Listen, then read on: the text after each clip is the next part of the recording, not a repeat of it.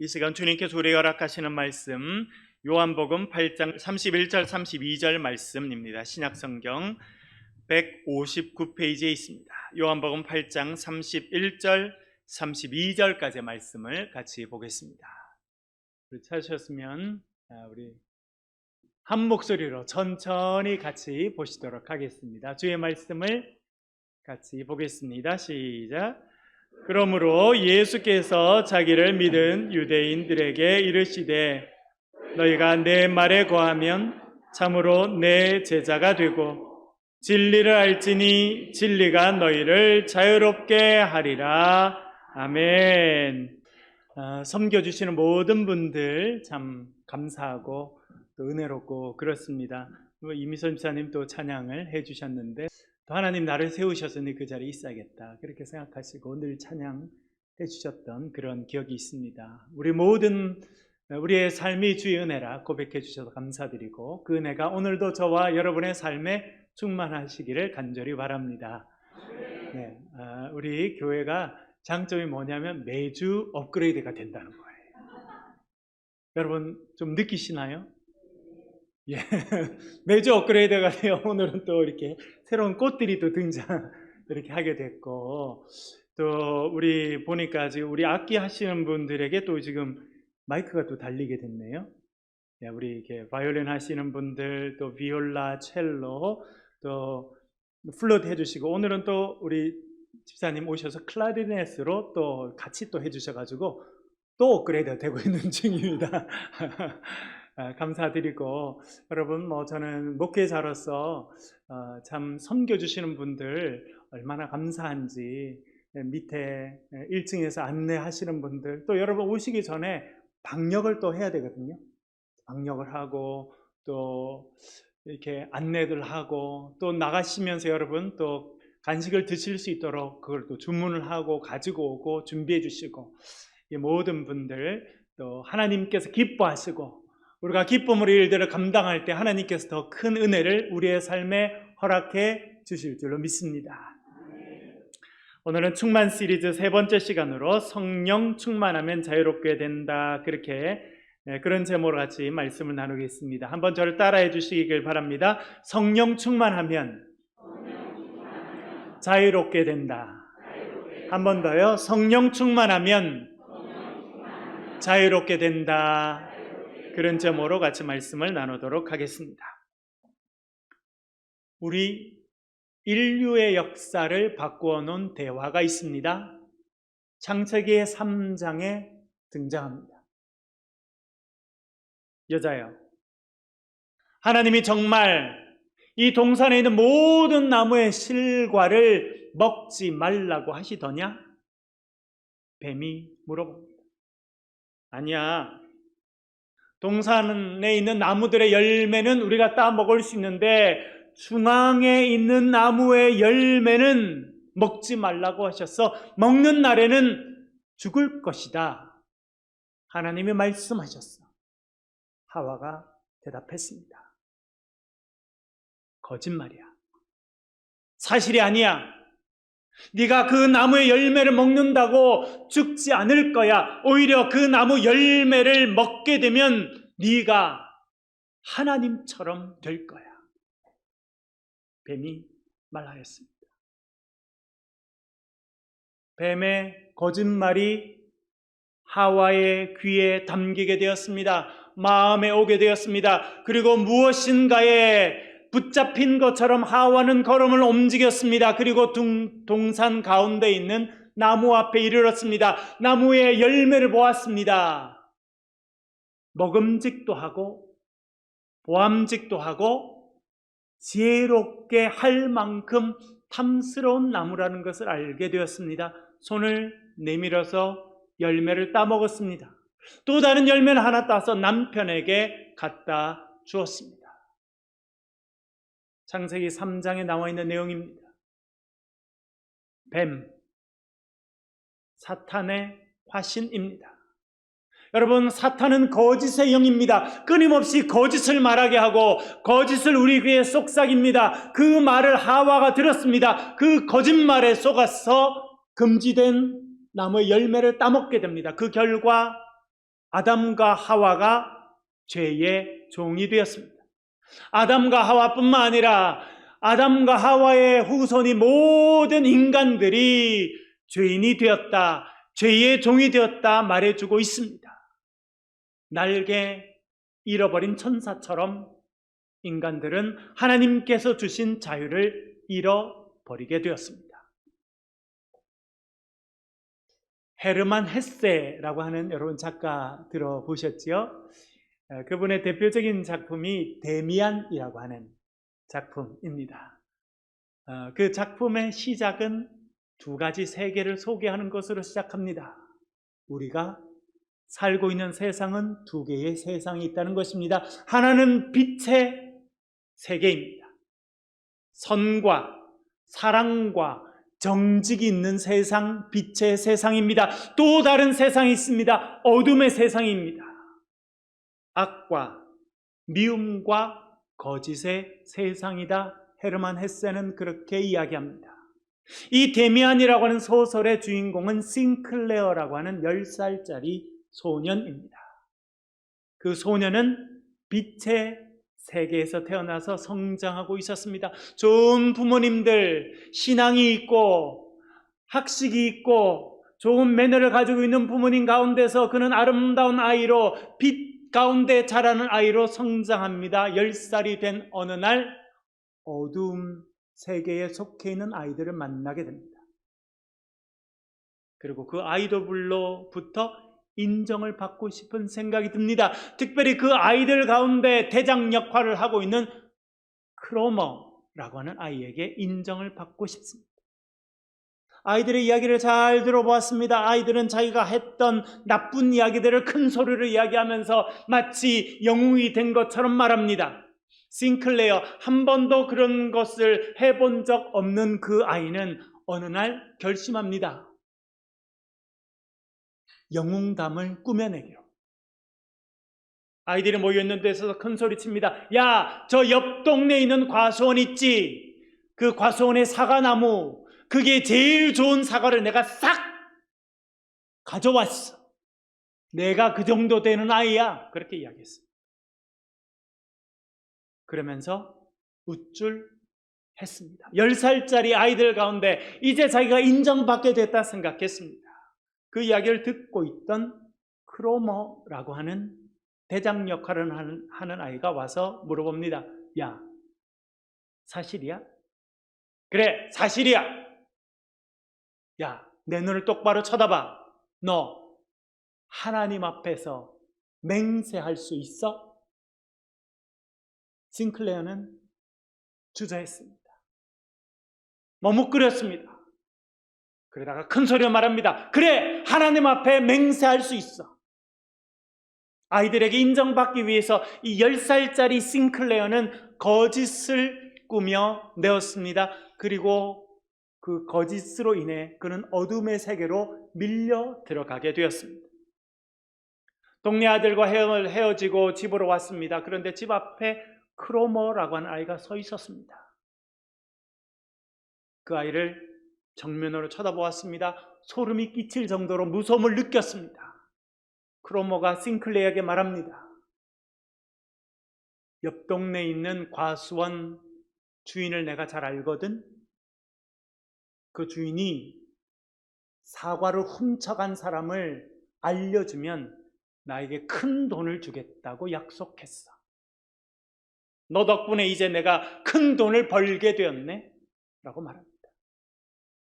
싱클레어, 갑자기 어둠이 자기의 삶에 뒤덮인다는 걸 알게 되었습니다. 이제 이 아이가 과수원 주인에게 말하면 그 과수원 주인이 집으로 찾아와서 부모님에게 자기의 이야기를 할 것이라고 하는 걸 알게 되었습니다. 그는 그것을 막기 위해서, 그 크로모의 입을 막기 위해서 원하는 것을 무엇이든지 해주겠다고 합니다. 크로모는 내가 과수원 주인에게 받을 만큼의 돈을 가지고 오라고 이야기합니다. 10살짜리 싱클레어는 이제 크로머가 원하는 것은 무엇이든지 해야 되는 존재가 되어버렸습니다. 자기가 가지고 있었던 은으로 된 시계를 풀어줍니다. 만족하지 않습니다. 집에 들어가서 오랫동안 저금해 두었던 그 저금통을 몰래 훔쳐와서 갖다 줍니다. 여전히 만족할 수 없습니다. 싱클레어 10살짜리 이 아이는 자신이 만들어낸 거짓말로 인해 이제 크로모라고 하는 아이의 철저한 종이 되어버렸다. 그 데미안이라는 소설에서 이야기해주고 있습니다. 거짓은 우리를 종으로 만듭니다. 싱클레어가 만들어낸 거짓말은 이 10살짜리 아이를 어둠의 세계에 집어넣어 버렸습니다. 뱀이 한 거짓말을 하와가 들었습니다. 그리고 그 거짓말을 실천에 옮겼더니 아담과 하와는 죄의 종이 되어버렸습니다. 자유를 잃어버렸습니다. 이제 죄에 묶인 인생이 되었다 하는 것을 알려주고 있습니다. 그리고 그의 후손 모두가 죄의 종이 되었습니다. 유대인들도 죄의 종으로 살았습니다. 오늘 본문에 보면 예수님께서 그 유대인들에게 이렇게 말씀합니다. 여러분 나눠드린 프린트물 보시면서 같이 한번 읽어보겠습니다. 요한복음 8장 31절 32절입니다. 같이 보겠습니다. 시작. 그러므로 예수께서 자기를 믿은 유대인들에게 이르시되 너희가 내 말에 거하면 참으로 내 제자가 되고 진리를 알지니 진리가 너희를 자유롭게 하리라. 아멘. 너희가 내 말에 거하면 참 내 제자가 되고 진리를 알지니 진리가 너희를 자유롭게 하리라 말씀하셨습니다. 여러분, 이 구절 보면서 은혜 받은 분들이 참 많았던 것 같습니다. 그 중에 한 분은 우리나라의 대표적인 대학인 연세대학교를 설립한 분들이었던 것 같습니다. 그래서 여러분 연세대학교에 가서 보면 이 구절이 곳곳에 써 있다고 하는 것을 알게 됩니다. 연세대학을 처음 세운 그분들이 학교를 세우면서 건학 이념으로 선택한 구절이 이것입니다. 학교는 이렇게 소개해 주고 있습니다. 너희가 내 말에 거하면 참 내 제자가 되고 진리를 알지니 진리가 너희를 자유롭게 하리라는 성경 말씀을 바탕으로 진리와 자유의 정신을 체득한 지도자를 양성한다. 그것이 그 대학의 교육 목표라는 것입니다. 진리와 자유의 정신을 깨닫고 그것을 몸에 익힌 지도자들을 양성한다. 그것이 그 대학의 건학 이념이고 목표임을 지금도 알려주고 있습니다. 여러분, 진리와 자유는 함께 갑니다. 그런데 진리와 거짓은 같이 갈 수 없습니다. 진리와 또한 구속은 같이 갈 수가 없습니다. 진리와 자유가 같이 갑니다. 거짓과 불의가 같이 가는 것입니다. 거짓과 구속이 같이 가는 것입니다. 여러분, 죄를 짓게 되면 그 죄로 인해서 마음이 다치게 됩니다. 우리는 그 죄에 묶이게 됩니다. 죄의 결과로 사람들이 감옥에 던져집니다. 자유를 잃어버리게 되는 것입니다. 우리가 진리 가운데 살 때 우리에게 참 자유가 주어진다. 성경이 말씀합니다. 오늘 본문에서 말씀하십니다. 너희가 진리를 알지니 진리가 너희를 자유롭게 하리라 말씀하셨습니다. 여러분, 오늘도 진리 가운데 자유한 인생을 살아가시길 주의 이름으로 간절히 축원합니다.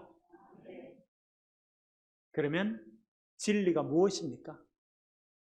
여러분, 무엇이 진리입니까?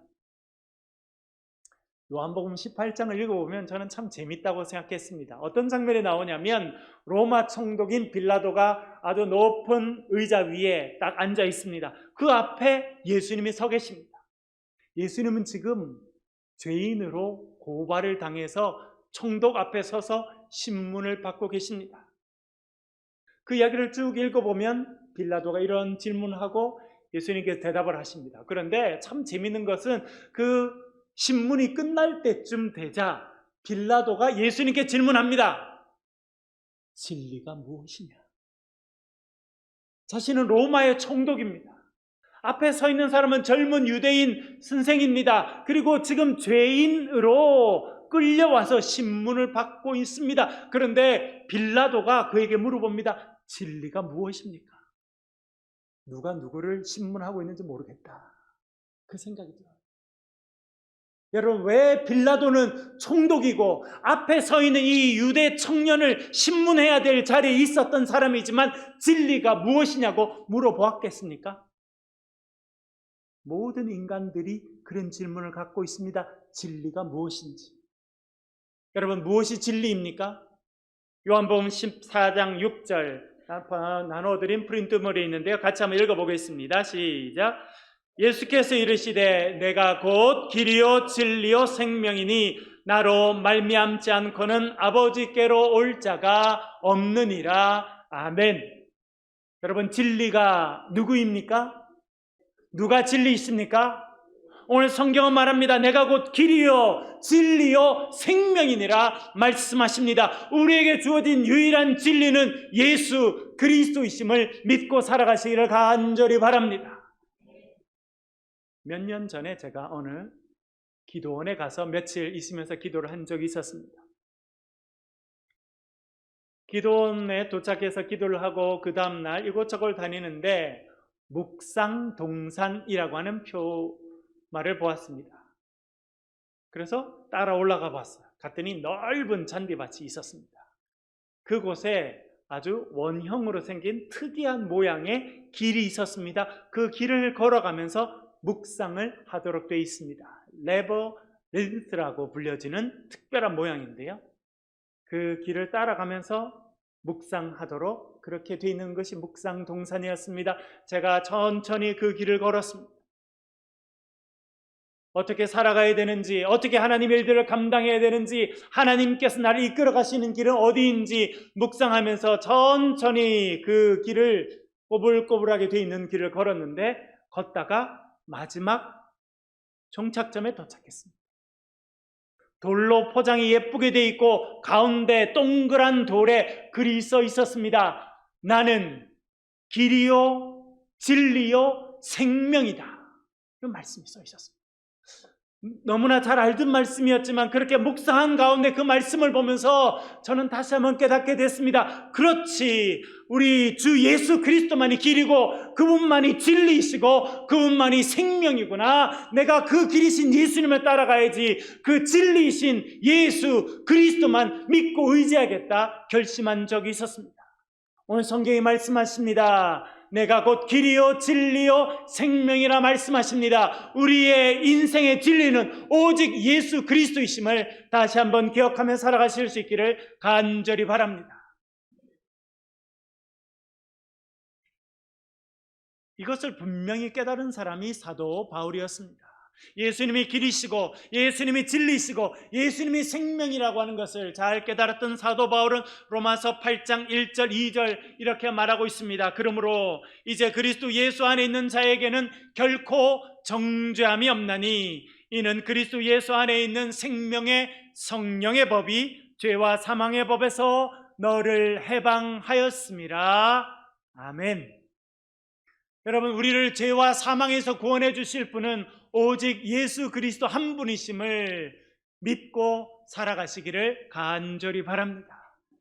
이것이 우리 신앙의 기본입니다. 우리 신앙의 기둥입니다. 죄와 사망의 권세에서 우리를 건져주시는 분은 오직 예수 그리스도밖에 없다. 성경이 말씀하고 있는 것입니다.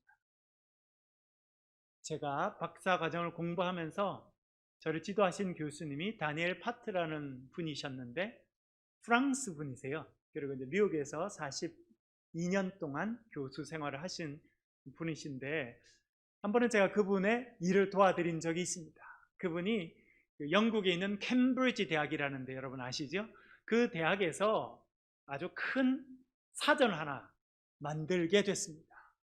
Cambridge Dictionary of Christianity. 캠브리지 대학에서 내는 기독교 사전이라고 하는 아주 뭐 이렇게 두꺼운 사전을 이제 하나 만들어내는데 저희 지도 교수님이 전체 책임자로 계셨습니다. 그리고 860여 명의 세계에 있는 학자들이 글을 써서 그걸 다 모았는데 제가 그걸 이제 책 만드는 일을 도와드리게 됐습니다.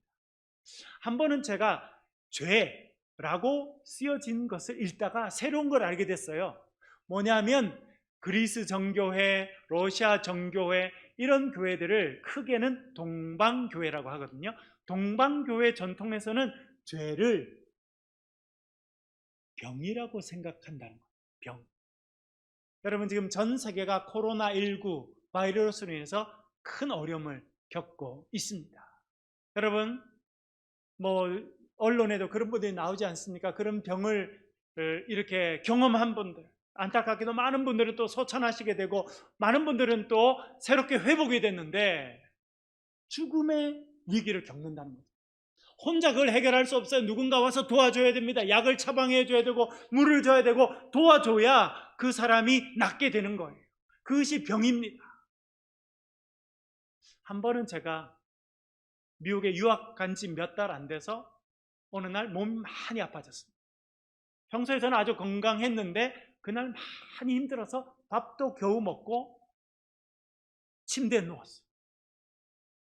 그런데 침대에 누웠는데 시간이 갈수록 어떤 느낌이 드냐면 제 몸이 침대 밑으로 꺼지는 것 같았어요. 아직도 그 이유를 잘 알 수가 없습니다. 그런데 손을 들기도 어려울 만큼 몸이 많이 아파졌어요.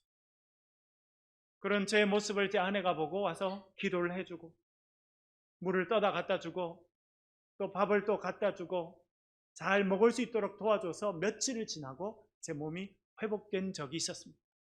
동방정교에서는 죄가 얼마나 힘이 강한지 죄는 중병과 같다는 것입니다. 우리 힘으로 그 죄에서 벗어날 수 없다라고 하는 것을 강조하고 있습니다. 여러분, 죄가 우리의 삶에 오게 되고 죄가 우리를 지배할 때 우리 힘으로 거기서 벗어날 수가 없어요. 아까 말씀드렸던 헤르만 헤세의 데미안이라고 하는 소설에 나오는 싱클레어라고 하는 10살짜리 아이가 자기의 거짓말로 인해서 이제 자기를 지배하게 된 크로모라고 하는 아이를 자기 힘으로 떨쳐낼 수가 없어요. 그때 와서 도와준 사람이 데미안이라고 하는 사람입니다. 여러분, 우리의 죄의 문제를 우리 스스로 해결할 수 없습니다. 예수 그리스도께서 오셔서 십자가에 달려서 우리의 죄를 대신 지어주셨습니다. 그래서 우리를 죄와 사망으로부터 자유롭게 하셨다 성경이 말씀해주고 있는 것입니다. 죄에 묶여있고 죄의 종으로 살고 있던 우리들을 자유케 해주신 분이 진리이신 예수 그리스도라 말씀하고 있습니다. 진리를 알지니 진리가 너희를 자유롭게 하리라 말씀하셨습니다. 우리를 자유롭게 하는 진리는 오직 예수 그리스도이심을 믿고 살아가시기를 간절히 바랍니다. 그 예수 그리스도를 나의 주님으로 고백하고 그 예수님과 함께 동행하게 될 때 우리의 삶에 참된 자유가 주어질 줄로 믿습니다. 또한 여러분, 진리는 성령님이십니다. 요한 1서 5장 6절 말씀 프린트물에 있습니다. 같이 한번 읽어보겠습니다. 시작. 이는 물과 피로 임하신 이시니 곧 예수 그리스도시라. 물로만 아니요 물과 피로 임하셨고 증언하시는 이는 성령이시니 성령은 진리니라. 아멘. 사도 바울은 예수 그리스도께서 물과 피로 임하셨다고 말씀하십니다. 그리고 이 물과 피에 대해서 증언하시는 분이 계신데 그분이 성령님이라 말씀합니다. 그리고 이 성령님이 진리라 말씀하고 있습니다. 요한복음 15장 26절도 같이 한번 읽겠습니다. 시작. 내가 아버지께로부터 너에게 보낼 보혜사 곧 아버지께로부터 나오시는 진리의 성령이 오실 때에 그가 나를 증언하실 것이요. 아멘. 아버지께서 보혜사를 보내실 거라 말씀하십니다. 우리의 옆에서 우리를 위해서 중보해 주시는 분, 우리의 앞길 인도해 주시는 분, 그분이 보혜사이신데 그분이 성령이라 말씀합니다. 그런데 그 성령은 진리의 영이라 말씀하고 있습니다. 진리가 성령이라는 것입니다. 성령께서 우리 가운데 오시고 우리가 성령의 충만함을 입게 될 때 우리 성령 안에서 자유함을 누리게 될 것이라 우리에게 말씀하고 있습니다. 여러분, 오늘 나와 주님 앞에 찬양하고 오늘 또 인터넷으로 온라인으로 예배하시는 모든 여러분들, 주님의 성령의 충만함이 저와 여러분의 삶에 함께하기를 간절히 바랍니다. 그럴 때 우리가 성령의 능력을 입게 될 것입니다. 우리가 성령 안에서 참된 자유를 누리게 될 줄로 믿습니다. 지난주에 말씀드린 것처럼 성령의 충만함은 하나님의 은혜입니다. 하나님께서 원하시는 자에게 허락하신다라고 하는 것입니다. 그러나 지난주에 말씀드린 것처럼 어떤 자에게 성령 충만함을 주시느냐? 성령을 사모하는 사람, 성령의 충만함을 간구하는 사람에게 허락하신다 말씀하십니다. 저도 성령의 충만함과 은혜를 간절히 사모했던 시간이 있었습니다. 신학대학원 1학년 필리핀에 있을 때였습니다. 제가 대학부를 마치고 신학대학원에 입학하였습니다. 이제 저는 군대 군종 목사로 가야 됐기 때문에 군대를 가지 않고 고등학교 졸업하고 바로 대학 4년을 마치고 대학 마치자마자 신학대학원에 들어갔는데 제가 경기도의 어느 교회 교육전도사를 가게 됐어요. 그게 목사님과 전도사님들 9분이 계셨는데 제가 제일 막내, 제일 어린 나이였습니다. 그런데 그 교회에서 필리핀으로 단기 선교를 가게 됐는데 담임 목사님이 저보고 리더로 갔다 오라고, 제가 외국어를 좀 한다고, 거제도에서 살았다고, 해외잖아요. 그래서 물 건너서 이렇게 왔다고 그래서 해외에서 왔으니 네가 섬으로 가는 게 좋겠다 이렇게 하셔서 제가 이제 리더로 가게 되었습니다. 한 3달 가까이 열심히 준비를 하고 이제 내일 비행기를 타고 출발해야 되는데 담임 목사님 저를 부르셨어요. 갔더니 목사님 얼굴이 어두우시더라고요. 그래서 목사님 왜 얼굴이 어두우세요? 그랬더니 좀 마음이 불편한 일이 생겼다는 거예요. 그래서 뭐냐고 여쭤봤더니 우리 같이 가는 장로님 중에 한 분이 참 열심인 분이 계신데 이분이 이제 건설 회사를 하셔서 돈도 많이 버시고 상당히 재력도 있으시고 좀 참 괜찮은 그런 분이신데 이분이 결정을 본인이 하세요. 많은 부분.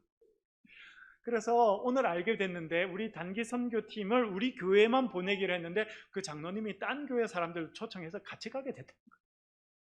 그래서 마음이 불편하시다는 거예요. 그러면서 뭐라 그러시냐면 천전도사, 우리 청년들 마음 안 다치게 네가 잘해라, 그렇게 말씀. 마음이 무겁게 그 다음날 공항으로 떠났습니다. 공항에 갔더니 어느 목사님 한 분, 이제 연세가 한 60 정도 되신 목사님, 그리고 권사님 한 4-5분 와 계셨습니다. 그 목사님은 부목사만 5명 있는 교회 담임 목사님이신데 그분이 오셨어요. 저는 햇병아리 전도사인데 큰 교회 당회장 목사님이 오시게 된 거예요. 거기다가 장로님도 계시고 28명의 팀원이 있게 됐습니다.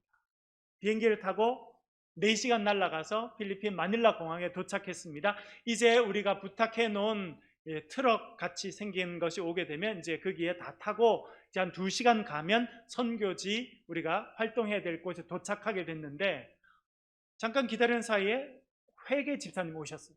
전사님, 우리가 미국 달러로 갖고 왔는데 이 나라는 페소를 쓰는데 이 나라 돈으로 좀 바꿔야 되니까 은행에 가서 돈을 바꿀 때 통역을 좀 해달라는 거예요. 그래서 제가 그 중에 한 분한테 내가 돈을 받고 올 테니까 잠깐 기다리시라고 이야기를 하고 들어갔어요. 그래서 은행에서 이제 상당히 좀 많은 돈을 이렇게 바꾸었습니다. 바꿔서 딱 나왔는데 우리 선교팀이 싹 사라졌어요. 머리가 하얘지는 것 같은 느낌이 드는 거예요. 아니 여기 지금 있어야 되는데 깨끗이 아무도 없는 거예요. 그래서 제가 옆에 있던 그 사람한테 물어봤습니다. 아니 여기 한국 사람들 많이 있었는데 어디 갔냐고 그랬더니 좀 전에 큰 트럭이 몇 대 와서 다 갔다는 거예요. 아니 내가 리더인데 저는 그 집사님과 둘이 떨어지게 된 거예요. 너무 당황스럽죠. 그런데 제가 다행히 그 선교사님의 핸드폰 번호를 알고 있었는데 그때 1990년대라 핸드폰은 핸드폰으로만 연락할 수 있더라고요. 그래서 제가 다시 공항에 들어갔더니 핸드폰을 들고 있는 사람들이 그 당시 여행사 직원들이 들고 있더라고요. 그래서 돈을 주고 그걸 빌렸어요. 선교사님께 연락하고 자초지종을 말씀드렸습니다. 그랬더니 거기서 공항에서 선교지까지 오는데 2시간 걸리니까 그 사람들이 오면 차 하나를 다시 돌려보낼 테니까 그 차를 타고 오라는 거예요. 그래서 4시간을 공항에서 기다리고 그 차가 오니까 다시 타고 2시간을 간 거예요. 딱 도착했는데 청년들의 얼굴이 먹구름이 착 껴있는, 아무도 저한테 말을 하는 사람이 없는데 제가 얼굴만 봐도 말을 알아듣겠어요. 여러분, 그럴 때가 있잖아요. 제가 뭐 신비한 능력이 생겨서 그런 게 아니라 이상하게 얼굴만 봐도, 이렇게 눈빛만 봐도 다 귀에 들려요. 전도사님 어떻게 할래요? 우리 앞으로 어떻게 지내요? 그리고 제가 들어보니까 그 장로님께서 이렇게 돈을 탁 내시고 차를 딱 불러가지고 무조건 타! 출발! 이렇게 해서 출발해버립니다. 인원 체크도 안 하고. 그래서 모든 프로그램이 늦어져서 저녁을 일단 먹고 이제 도착 예배를 드리기로 했습니다. 저녁을 준비하는 시간에 저는 그 선교지에 있는 조그마한 예배당에 들어갔습니다. 의자 몇 개 있는 그냥 맨바닥에 제가 꿇어 앉았어요. 기도를 해야 되는데 기도가 안 나오더라고요. 눈을 딱 감으니까 사람들의 얼굴이 이렇게 떠올라요. 청년들 다치지 않게 잘해라 하셨던 담임 목사님 얼굴이 떠오르고, 같이 오신 장로님 얼굴이 떠오르고, 같이 오신 당회장 목사님, 다른 그 당회장 목사님 얼굴이 떠오르고, 그리고 저를 처음 맞이하던 근심이 가득 차 있는 청년들 얼굴이 떠오르는 거예요. 햇병아리 전도사, 제 나이 그때 24살이었거든요. 생일이 안 지나서 사실은 만으로는 22살이었습니다. 여러분, 22살짜리가 리더라고 갔는데 그런 일을 겪게 된 거예요. 그래서 제가 기도하는 거 외에 방법이 없어요. 그래서 제가 그때 그 바닥에 꿇어 앉아서 기도해서, 하나님, 제가 나이가 어리지만 하나님께서 저를 세워주셨는데 저에게 은혜를 베풀어 주십시오. 누구 한 사람 마음이 다치면 안 되는데 제가 감당할 힘이 없습니다. 하나님 은혜를 베풀어 주시고 성령의 지혜를 저에게 허락해 주십시오. 제가 정말 간절히 그날 기도하였습니다. 그 다음 날 아침이 됐습니다. 이제 버스를 타고, 트럭같이 생긴 거를 타고 한 2시간 가까이 가서 빈민촌에서 처음 사역을 시작합니다. 이 선교사님이 개척을 막 하고 있는 그런 빈민촌에 있는 그런 교회인데 아이들이 한 50명쯤 온다는 거예요. 그래서 50명 분의 선물과 간식과 프로그램을 준비해서 갔어요. 근데 우리가 막 시작하려는데 조그마한 건물에 애들이 계속 들어오는 거예요.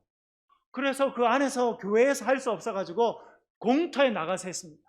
원래 50명이 온다 그랬는데 400명이 왔어요. 그러니까 감당이 안 되는 거죠, 이걸로. 그래서 제가 리더들을 모아서 4팀으로 딱 나눴어요.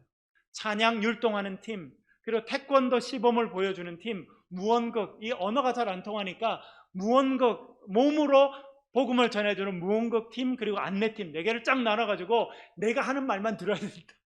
딱 그렇게 이야기를 했어요. 그리고 우리가 문제는 50명 분의 간식밖에 안 했는데 400명이 온 거예요. 그래서 장로님 빨리 좀 가셔가지고 큰 마트에 가셔가지고 간식하고 선물 좀 사오세요. 그렇게 하고 이제 장로님이 가셨어요.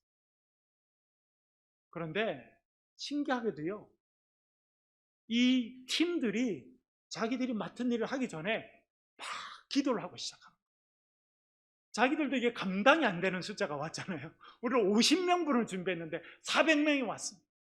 그런데 참 주의 성령께서 함께 하시고 은혜가 임하니까요, 우리 팀들이 얼마나 열심히 하는지, 그리고 현지인들이 왔는데도 불평하지 않고 앉아가지고 열심히 하고, 뭐 태권도 팀이 하게 되면 막 박수를 막 쳐주고 분위기가 너무 좋은 거예요. 그리고 제일 마지막에는 모든 사람이 같이 율동하고 찬양하고 그러면서 집회를 마치게 됐습니다. 그리고 그때 장로님이 또 간식도 사오시고 선물도 사와서 400명이 쫙 줄을 서서 전부 다 나눠주고 사역이 너무 아름답게 끝났어요. 처음에 선교지 저희들이 갈 때는 마음이 어두웠는데 그날 사역을 다 끝마치고 나니까 아무도 시키지 않았는데도 사람들이 서로 고백하는 거예요. 야, 오늘 우리 힘으로 한 거 아니에요. 성령께서 우리와 함께 하셔서 우리를 도구로 사용해 주셨습니다. 그런 고백을 하면서 마음의 기쁨과 즐거움이 넘친다는 것을 깨닫게 됐습니다. 그렇게 일주일 사역을 마치고 다시 비행기를 타고 한국으로 돌아오는 시간이었습니다. 제 옆에 그 장로님이 타셨어요. 장로님이 갑자기 제 손을 탁 잡으시더니 뭐라 하자면, 전도사님, 사실은 전도사님은 제 아들 셋 중에 막내 아들보다도 나이가 더 적대요.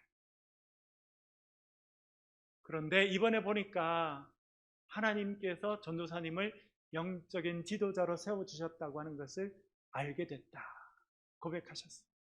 그리고는 제가 그 교회를 떠날 때까지 저의 큰 후원자가 돼서 도와주셨던 기억이 있습니다. 여러분, 때때로 삶의 어려움이 다가올 때가 있습니다. 우리 힘으로 감당할 수 없을 때가 있습니다. 그때 성령의 충만함을 간구하시고 주의 은혜를 간구하시기를 간절히 바랍니다. 우리가 감당할 수 없는 일이 있을 때 성령께서 함께 하시면 그 일들을 넉넉히 감당하게 될 줄로 믿습니다.